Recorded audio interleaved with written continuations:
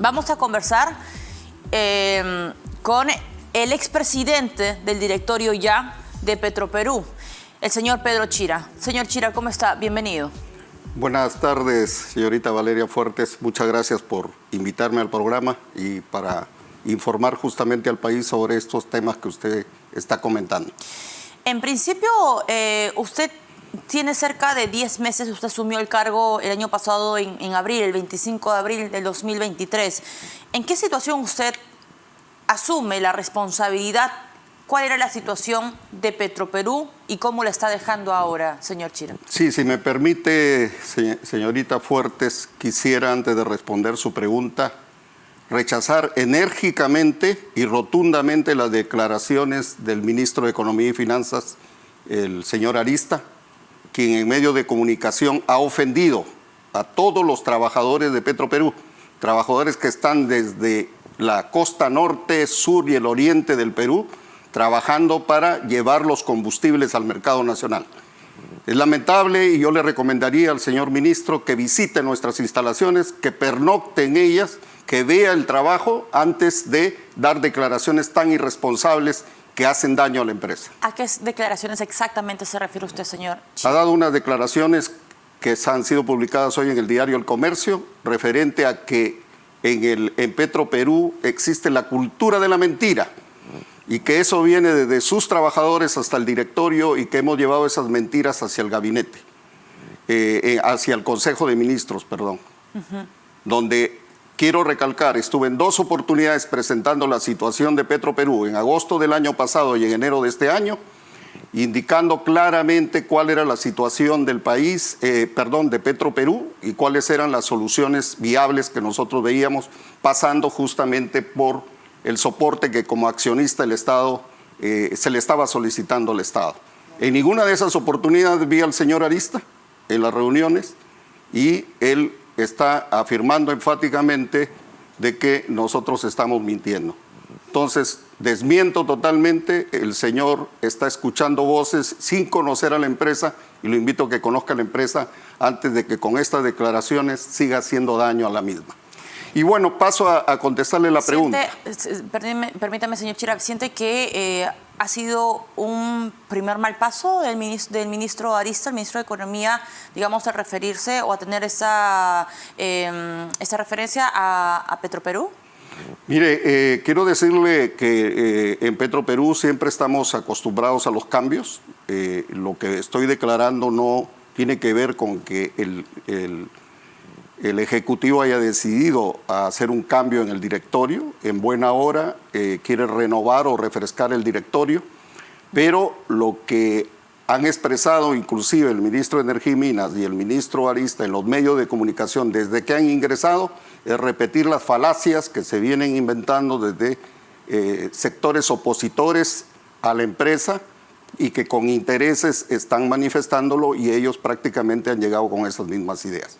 Entonces, les quiero invitar responsablemente a que conozcan la empresa, hablen con sus trabajadores, mediten bien y luego saquen sus conclusiones y tomen las acciones que corresponden. Porque esta entrevista a la que usted hace referencia sale el día de hoy en el diario Gestión. El ministro Arista menciona, ¿no?, que los directores mienten a los miembros del Consejo de Ministros, es una cadena de mentiras, nada es creíble. Nos dicen que la nueva refinería está trabajando desde hace 2 meses al 99%, pero la verdad es que parece que no es así. ¿No está trabajando Talara al casi 100% de su operatividad? Mire, ahí quiero aclarar porque ahí vienen los temas donde muchas veces se opinan sin conocer bien el negocio. La refinería de Talara, como responsablemente se ha ido informando los hitos que ha ido cumpliendo, en diciembre se terminó de arrancar todas las unidades de proceso, incluyendo la más compleja, que es la FlexiCoking, que es la que permite tener rentabilidad porque transforma los conchos, los residuales, en diésel, gasolina y producto de alto valor comercial. Estas plantas ya fueron y tienen sus certificados de haber sido probadas al 100% y la refinería ha sido probada también ya a su máxima capacidad. ¿Qué ocurre en el primer año de una planta de complejo de este nivel? Tiene que comenzarse a trabajar en las eficiencias y probablemente tenga algunos baches que el vapor se le corta, que el gas se le corta, pero las unidades ya están probadas en ese tren. Nuestras proyecciones son de este primer año responsablemente que el factor de servicio de la refinería todavía va a estar en 80%, viendo que pueden haber, es el primer año que la está operando nuestro equipo de peruanos que han sido entrenados para eso. Y por eso prometíamos que este año íbamos a tener niveles de EBITDA de 500 millones, todavía utilidad negativa porque tenemos una depreciación y carga financiera grande, pero a partir del 2025 nuestra gestión ya proyectaba tanto EBITDA mayores, cerca de 800 a 1.000 millones, y utilidades positivas, utilidades netas positivas. Entonces, una cosa es tener la capacidad de la refinería 95.000 y otra es que la mantengamos produciendo 95.000 barriles, y eso va a depender del mercado, de la recuperación de mercado que le hemos proyectado de 27 a 35% este año, y lógicamente también de algunos temas que pueden que ese promedio lo hagan bajar, como por ejemplo los cierres de puertos. ¿Qué hacen los cierres de puertos? No tenemos el tancaje para estar produciendo la refinería 95.000, tiene que bajar la carga para no llenar los tanques, porque si no, no tenemos cómo llevar ese producto a través de los puertos. Entonces, hay una serie de elementos, y lo que quiero decir enfáticamente, la refinería está aprobada al 100%, puede trabajar a su máximo potencial, y ese máximo potencial nosotros lo estamos viendo de la mitad del año, que está basado básicamente en la recuperación del mercado. Usted se ha fastidiado mucho con las declaraciones del ministro Arista. ¿Se está yendo, digamos, con esa sensación de fastidio? No, en realidad yo no conozco al ministro, no conozco a ninguno de los dos ministros que entran. Lo que de repente yo soy muy expresivo cuando hablo y quiero ser tajante en eso, sí, que conociendo la empresa, habiendo nacido profesionalmente en esa empresa, yo he trabajado 20 años fuera, he regresado para contribuir, conozco bien el negocio por dentro, y cuando se afirman cosas como estas que realmente están ofendiendo a nuestro personal, realmente sí levanto mi voz de protesta. La pregunta que yo le hacía, señor Chira, es ¿usted en qué situación asume la responsabilidad? ¿Cómo encuentra usted Petroperú? Porque la cosa no estaba yendo nada bien, ¿no? La situación ya por momentos era insostenible. E incluso algunos gremios, algunos voceros, personajes del sector empresarial decían ¿cómo es posible que Petroperú, con todos los salvavidas que le ha dado el gobierno, sigue en una situación con forados en sus finanzas, con dinero de todos los peruanos? Entiendo yo también la indignación, también que podemos escuchar. ¿Cómo está dejando usted también Petroperú, señor Chira? Bien, mire, cuando nosotros asumimos, estábamos todavía en pleno arranque gradual de la refinería de Talara. Recuerde que el año, yo asumo el 26 de abril, y el año empieza con problemas sociales, y empieza luego en la zona norte, continúa un fenómeno que se llama el fenómeno del Yaku. Todos estos factores,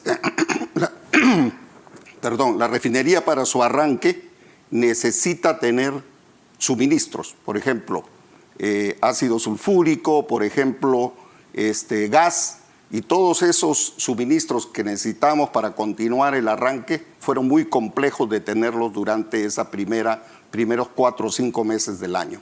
Cuando yo asumo, encuentro todavía esa situación, y evidentemente sabemos, y el objetivo del directorio que yo con mucho orgullo he presidido fue: tenemos que arrancar la refinería de Talara, porque ese es nuestro activo que nos permitirá recuperar la economía y las finanzas de la empresa.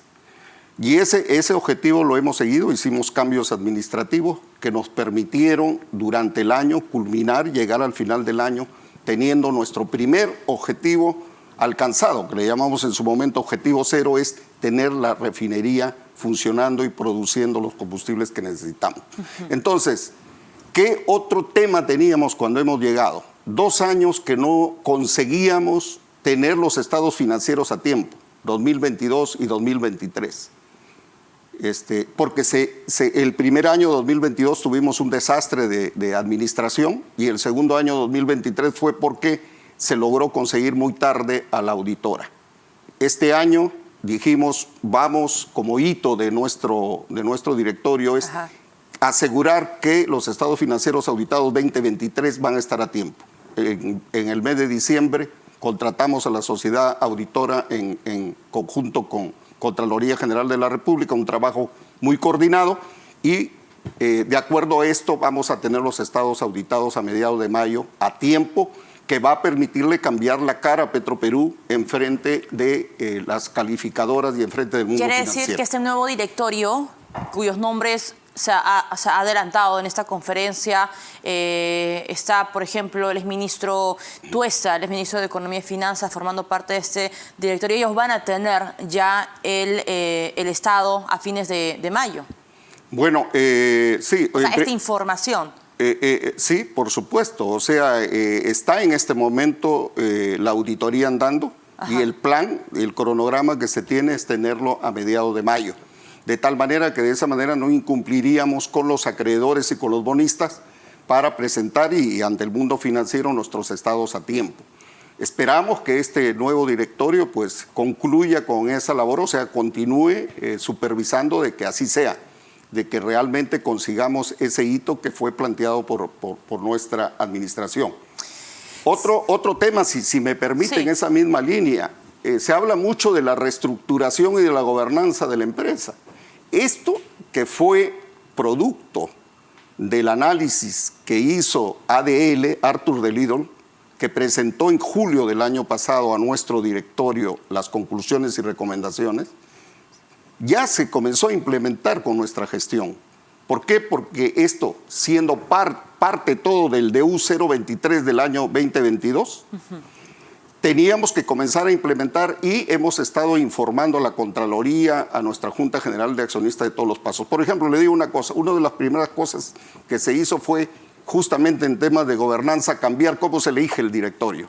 El directorio ahora se elige en forma meritocrática a través de un headhunter, siguiendo lineamientos FONAFE, para realmente tener directores que ya tienen un perfil y que se necesita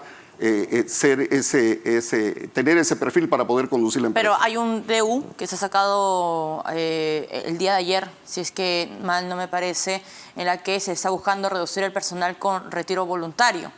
Esa información, por supuesto, incluso también está en el diario Gestión. ¿Usted qué sabía de esta situación? ¿Que esto se iba a implementar? ¿Se lo habían advertido?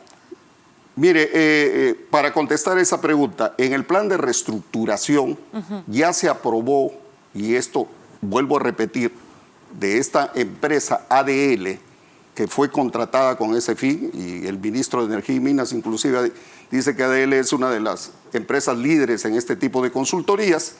Se logró establecer que la reestructuración de la empresa debería culminar en abril de este año. Eso fue aprobado en el directorio. ¿Y qué significaba la reestructuración? Ya tenemos aprobado un número de personas que es adecuada para manejar las operaciones, ya está definido. Se iba a renovar toda la plana gerencial vía headhunter también en concursos internos y externos. Y luego trabajar con nuestra organización complementaria. Dentro de eso, las personas que ya no tuvieran el perfil dentro de las nuevas funciones que están estipuladas en lo aprobado, se les iba a abrir un programa de incentivos, un programa de retiro voluntario. Okay. Yo imagino que lo que está saliendo en este DU es prácticamente en línea con lo que ya realmente está estipulado para este año 2024. Y para ir cerrando, señor Chira, cuando se saca esta medida hace algunas semanas, cambiando un poco la participación en la Junta de Accionistas, antes era el Ministerio de Energía y Minas quien tenía de repente cierto mayor peso frente al del Ministerio de Economía y Finanzas, se cambió la fórmula. ¿Usted cómo analiza esta situación y esta decisión por parte del gobierno? Bueno, evidentemente yo creo que lo que ha mandado ahí es uno de los pilares que fueron analizados también por Arthur de Lidl, que es la parte de sostenibilidad económica y financiera de la empresa, que no es el único, porque Arthur de Lidl hablaba de 3 o 4 puntos. Uno de ellos es la gobernanza, el segundo punto la sostenibilidad financiera, El tercer punto que teníamos era toda la parte de ambiente social y bueno, y el tema de gobernanza. Y un cuarto punto que hablábamos ahí era básicamente la reestructuración de la empresa. Entonces, me parece que en este caso, en la decisión política, dado que había que dar un soporte, ese cambio se debe haberle dado más peso a la recuperación económica financiera de la empresa. Lo que dijo Arista el día de hoy en conferencia, el ministro José Arista, ministro de Economía y Finanzas, es que la crisis financiera de Petroperú podría mantenerse todavía por varios meses, incluso todo el 2024. Sin embargo, no se ha pensado en su privatización, pues esta empresa estatal, que se refiere por supuesto claramente a Petroperú, no es imán de inversión privada. Prácticamente el ministro Arista pareciera ser más, no sé si realista, pero es que nos pinta el escenario de que 2024, por si acaso, no pongan las esperanzas en esto, porque todavía estamos en un camino a ver cómo levantamos cabeza de esta empresa estatal. ¿Usted coincide con eso? Mire, yo quiero dar mi respuesta en la forma más simple. Petroperú viene desde el año 1969. Petroperú siempre rindió ganancias y vía impuestos le dio al Estado mucho dinero. Lo tenemos cuantificado, lo hemos mostrado muchas veces en nuestras presentaciones.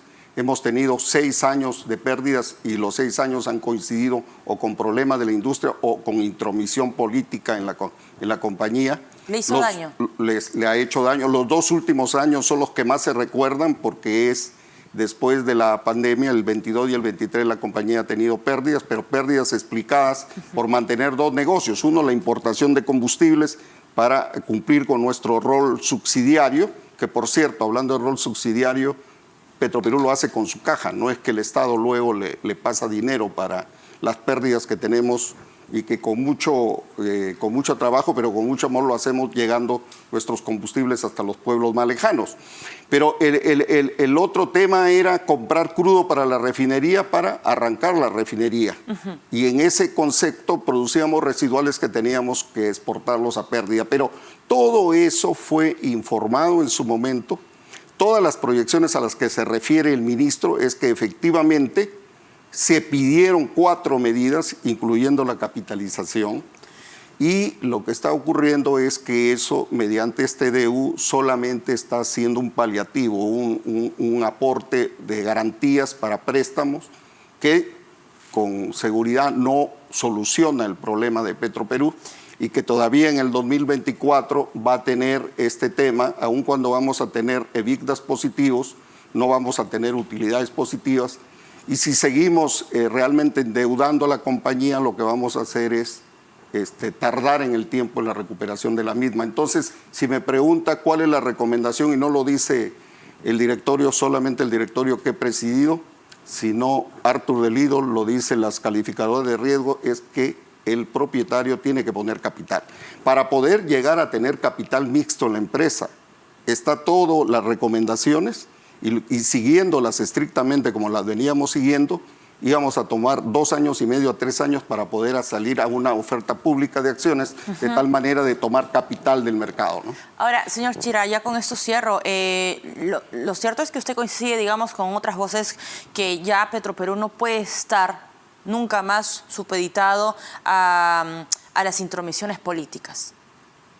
Es correcto, por eso se había cambiado la gobernanza ya en lo que respecta a la elección de los directores. Porque probablemente esto de la intervención política nos ha llevado a una situación compleja como la que estamos viviendo ahora. Sí, indudablemente que mejorar la gobernanza y hacerla menos dependiente de los gobiernos de turno a la empresa va a ser mucho más sano. Vamos a tener una empresa y cuando se logre incorporar capital mixto, es una empresa que va a realmente rendir sus frutos. Petroperú es una empresa con un alto potencial. No hay empresa en el mundo de venta de combustibles que pierda dinero, más aún si es una compañía integrada y que también produce hidrocarburos.